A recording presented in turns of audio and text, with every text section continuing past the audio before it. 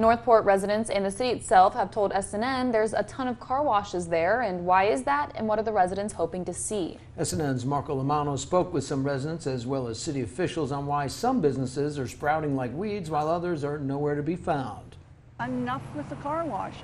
Barbara Rakoff has lived in Northport for 15 years. I have seen a lot of growth, not all positives. It's the business side of things that aren't as impressive to her. Lots of car washes, but not enough of other businesses. We have no fine dining restaurants. There is one coming in where Family Table used to be. We need more than one. Northport resident Robin San Vicente agrees.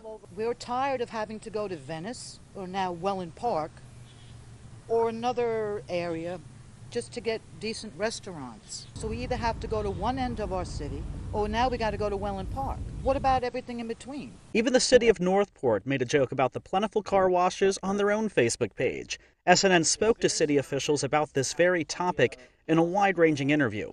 Why are some businesses not showing up despite Northport's high population? You have to take a look at the population density. We may have 92,000 people right now, but it's spread out over 100 square miles. For example, Costco has a few Suncoast locations.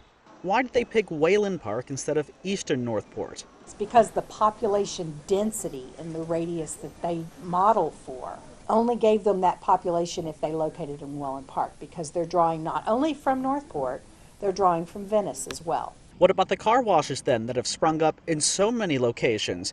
Aren't they dealing with the same population density? Car washes, from a development standpoint, are pretty inexpensive to develop. You can develop a car wash for about $1 million, which in the development world, that's nothing. It just makes sense for them because it's an easy use. It's allowed in the zoning code, so we can't deny them. And according to the car wash industry, there's still plenty of opportunity here for car wash businesses. Barbara Rakoff, however, tells me she's not buying the logic behind businesses' decision-making. If I want to get certain items, I would drive up to Venice. I would drive up to Sarasota because they have what I want. You can't tell me that people in Northport aren't willing to drive a fair amount of distance if there's a store that they really want to frequent. Reporting from Northport, Marco Lamano, SNN, the Suncoast News Network.